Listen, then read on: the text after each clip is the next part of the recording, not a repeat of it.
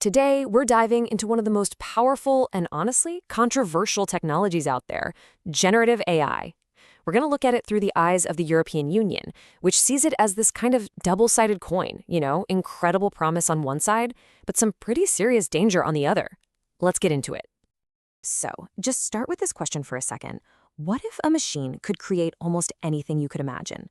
We're talking text, images, music, even complex scientific data. This isn't science fiction anymore. This is the world we're living in right now, and it's all thanks to the power of generative AI. And the speed at which this all happened is just mind-blowing. Look at this timeline. In January 2023, ChatGPT basically becomes an overnight sensation. Just 2 months later, you've got Goldman Sachs predicting it could automate 300 million jobs. Wow. By June, the EU Parliament is already scrambling to draft stricter rules. And then bam, May 2024, the EU officially adopts its big AI regulation. In what, less than 2 years? This tech went from a cool new toy to a major global issue.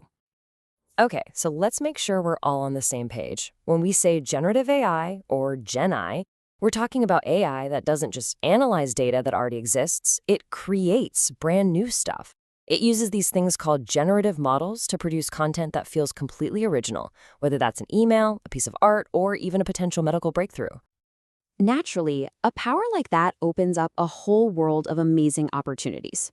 So let's look at the first side of our coin, the incredible promise of GenAI. And this promise, it touches pretty much every part of our lives. I mean, think about healthcare.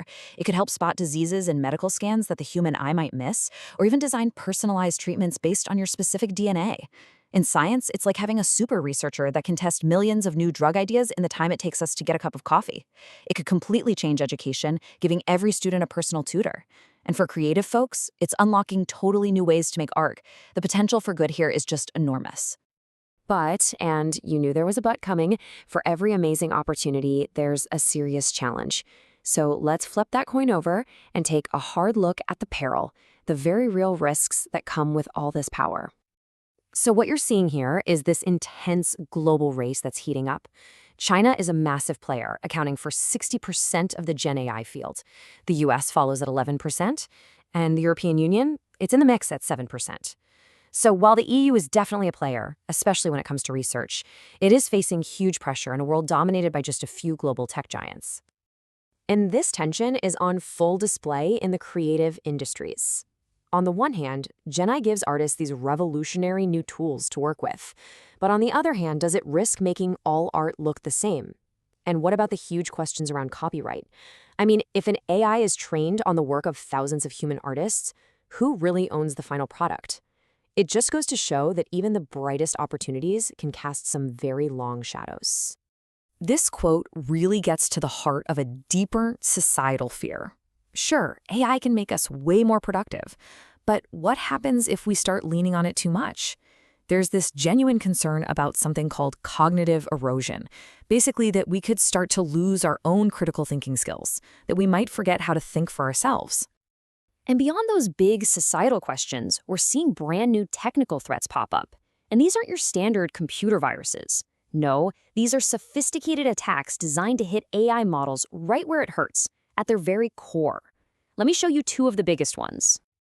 So first up, you've got something called data poisoning. Imagine you're teaching an AI by feeding it millions of pieces of information. A bad actor could sneak in some corrupted data, essentially poisoning the well. The AI then learns the wrong lessons right from the very beginning, which can build in hidden flaws or even security backdoors that nobody spots until it's way too late. Then you've got prompt injection. This is basically tricking the AI. It's like a Jedi mind trick. A user can write a really clever prompt that convinces the AI model to ignore its own safety rules. This can be used to make it generate harmful stuff, get around its own guidelines, or even leak sensitive information that it was never supposed to share. Okay, so you've got this mind-blowing promise on one side and some really scary perils on the other.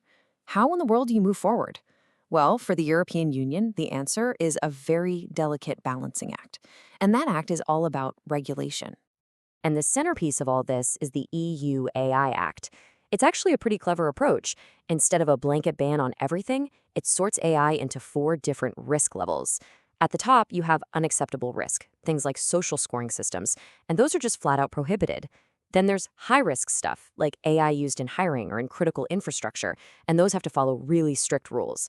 Then there's limited risk, like chatbots, where the main thing is transparency. You just have to know you're talking to an AI. And finally, most AI systems fall into minimal risk, with no new restrictions at all. Now, the whole point here isn't to stop innovation in its tracks. Far from it. The goal is to build a framework for AI that we can actually trust, to make sure that as this technology grows up, it does so in a way that's safe, transparent, and in line with core democratic values. So, when you put it all together, what's the big takeaway here? This isn't just something happening in government buildings in Brussels or in tech labs in Silicon Valley.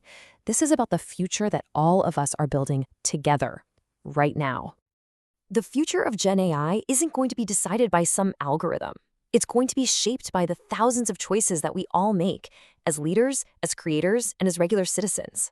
The real challenge is finding that sweet spot, that perfect balance between pushing for innovation and protecting the things we hold most dear. Ultimately, the dream is that AI becomes a tool that augments our own abilities, that makes us smarter, more creative, more capable, not something that replaces us. But here's the thing, that outcome isn't guaranteed. It's not a given. So the real question we're all left with is this: how do we, together, make sure we're building the future we actually want to live in?